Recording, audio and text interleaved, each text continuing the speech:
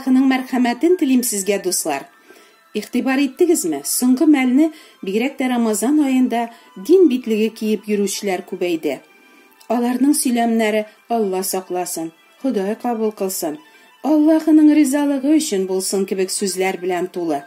Нигә битлек? Без бит чын күңелдән дисәгез, Аллаһы сезгә: "Бу халык мине телдә генә хөрмәт итә, йөрәге миннән ерак" ди. Без әлбәттә кешеләрнең йөрәген күрмибез, әмма 200 кешеләрне җимешләренә карап танырсыз, ди изге язма. Хәзер интернет ашада кешеләрне дуга кылырга яки кушылырга өндиләр. Сөйләүче гүзәл, күңелгә моң булып ята торган нәфис тавышы белән шушы изге дуганы укыганда сиңа бары "Амин, амин" дип аның дугасына кушылып кына торасы кала. Матур сүзләр белән тәннәренең һәм җаннарының теләкләрен канәгатьләндерүне сорап кылынган әлеге дугалар кешеләрнең күңелләренә бик хуш килә әлбәттә. Тегене насыйп ит, моны насыйп ит, тагын шуны насыйп ит, 2 дөнья рәхәтен күрергә насыйп ит дип Алладан сораганнан соң, кеше үзен һәм якыннарын шир зәхмәтләрдән, яман сүзләрдән, яман телләрдән, яман күзләрдән, бәла-казалардан, явыз бәндәләрнең явыз ният гамәлләреннән, зыян зәхмәтләреннән, мәкер зулымнарыннан саклауын сорап тизеп китә. Нигә алама теләк дугалармын диярсең? Менә мин тәһарәт алып, чип-чиста киемнәр киеп, иртән-иртүк үземнең шушы изге теләкләремне әйтеп дуга кылам. Нишләп шундый изге теләкләрне Аллаһы кабул итеп үтәмәскә тиеш? Мин бит аламалык сорамыйм, кешегә явызлык теләмим. Кабул итәр Аллаһы боерса, ди ул. Еш кына азактан әйтеп куя торган Аллаһы боерса дигән 2 сүзнең дә ничектер мөгъҗизалы рәвештә үзенең теләкләре үтәлүгә китерәчәгенә ышанып. Кеше ничек кенә Аллаһыдан үзе теләгәнне үтәттерергә тырышмый. Хәерләр бирә, намазлар укый, уразалар тота, корбаннар чала, изге гамәлләр кыла. Алла хакына булсын, Алла өчен булсын, ди ул. Ләкин булар барысы Алла өчен түгел, аның үзе өчен. Җирдә кеше үзе теләгәнчә яраткан гынахларын кылып, рәхәт тормышта бәхетле узын гомер кичергәннән соң, җиңел генә асат үлем аша Аллаһы аны үзенең оҗмагына алсын өчен. Кешенең бөтен дини тырышлыгы үзе өчен. Алланың бездән нәрсә таләп итүе, аңа нинди эшнең, нинди дуганың яраулы икәне дә дин тотучыларны бөтенләй кызыксындырмый. Алар үзләрен ихлас күңелдән Аллаһыга багышлаганнар. Әмма бу багышлау дөрес аңлауга нигезләнмәгән. Аллаһының кешеләрне ни рәвешле аклавын белмәгәнгә алар үзләренчә акланырга омтылып, аның хаклык юлына буйсынмадылар, ди Аллаһының сүзе алар турында. Күз алдына китерегез, әгәр кеше шулай үзе теләгәнчә эш гамәлләре белән оҗмакка керә алса, хәтта күктә дә нинди гаделсезлек булыр иде. Мондый кеше: "Менә мин Рамазан айларында уразалар тоттым шул, үземне тыйдым ашаудан, намазларымны да калдырмаска тырыштым, корбаннар да чалдым, хәергә бирергә акчамны да жәлләмәдем. Үзем һәм якыннарым өчен 70,000 мең тәхлил әйтергә дә иренмәдем" дип мактаныр иде. Мондый кеше инде җирдә үк шулай уйлый.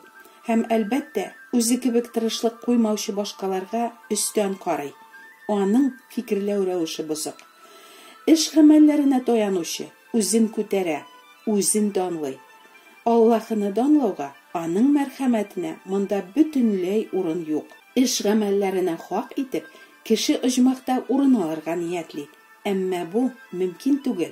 Мондый тәгълимат тамырыннан ук дөрес түгел. Бу ялган өйрәтү. Күкләрдә булай булмаячак.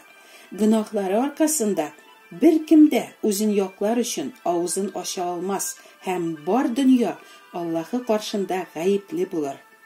Изге язма безгә менә нәрсәне яхшы аңлата. Аллаһы кешене үзенең даны өчен булдырган. Үзенең даны өчен аны гынахларыннан чистартып, үзе юлып алып коткара. Һәм җирдә дә, күктә дә бер Аллаһы гына данга шөһрәткә ия булачак. Гайсәдән башка, аның безнең гынахлар өчен хак түләп үлүенә һәм үледән терелтелүенә ихлас ышанып, яңадан тумыйча торып, bir kimdә Аллаһы патшалыгына һәм мәңгелек тормышка ия булмаячак. Күпләр мәчеткә дә йөрмиләр, ураза да тотмыйлар, намаз да укымыйлар, дуга да кылмыйлар. Андыйлар да җәннәткә керергә телиләр бит. Алар ничек Аллаһка ярарга тырышалар соң? Хәйр садакалар бирәләр, Коръән укыталар, сый-хөрмәт тулы өстәлләр әзерләп авыз ачтыралар, мулла абыстайларга юмарт итеп хәерләр бирәләр, алар укыганда «Амин, амин» дип утыралар. Менә шулай, һәркем кылган яхшы эшләре белән Аллаһының оҗмахына үзен лаеклы дип саный. Ап-ак яулыклар бәйләп, ак кардай чиста ак киемнәр киеп, намазлык өстендә утыручы, уразалар тотучы, ихлас күңелле кешенең дуга теләкләре ничек кабул булмасын инде, диярсең. Дустым, булар барысы тышкы диндарлык кына. Булар барысы үзеңне дә, кешеләрне дә алдау гына. Кешеләрне үзеңнең динилегең белән сокландыра алсаң да, Аллаһыга синең динилегеңнең кирәге юк. Син явыз бәндә, йөрәгең синең гаять хәйләкәр һәм төзәлә алмаслык үтә бозык. Синең курбаннарың да, дугаларың да миңа җирәнгеч, ди Аллаһы кешеләргә. Үзегез уйлап карагыз. Аллаһының сүзләре белән ризалашмаучы, аларны ялганга чыгаручы, Аллаһы кушкан юлдан барырга теләмәүче кеше ничек аңа ярый алсын? Аллаһы үзенең сүзләренә карышучының, аны соңга сукмаучының дугасын нигә кабул итәргә һәм аның теләген үтәргә тиеш?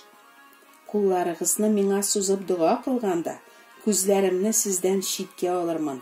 Никадәр дуга кылсагыз да, сезне тыңламам, ди Алла Ишагыя пәйгамбәр аша. Аллаһы безне беркемдә эшләре, саваплары белән мактанмасын өчен, эш-гамәлләре безгә карамыйча, мәрхәмәте белән генә коткара дип аңлата Инҗил. Аллаһының мәрхәмәте ул мәңгелектән үк булган, бар һәм мәңге булачак аның сөекле улы Гайса.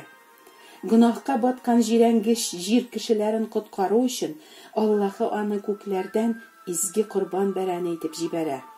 Гайса гөнаһлылар урынына үлеп, аларны гөнаһларыннан һәм тамуктан йолып ала. Һәм үлемне дә җиңеп, 3нче көнне үледән терелеп тора. Гайса кылган бөек коткарылу хакына гына Аллаһы һәр ышанучының гөнаһларын кичерә. Мин юл, хакыйкать һәм тормыш. Атам янына алып бара торган миннән башка юл юк.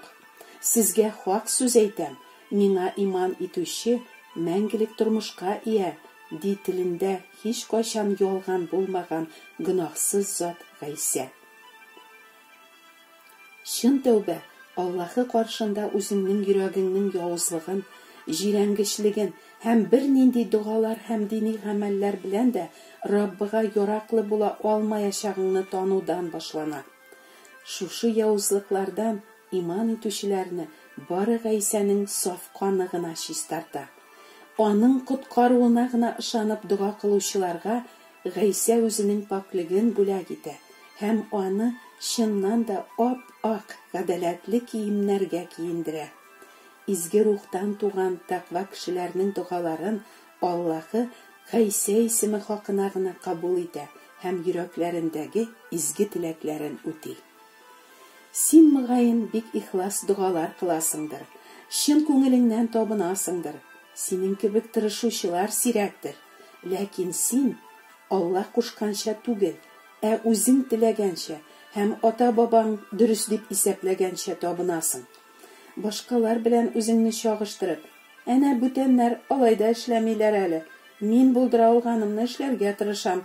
Шулай булгач, мин нишләп тамакка китим? Юк, сез дөрес сөйләмисез, дия аласың. Әгәр намусыңны тынычландыру өчен шулай дисең икән, һәм кат-кат шушы сүзләрне кабатлап, ялган фикереңдә ныгыйсың икән, ярый, ныгый бир.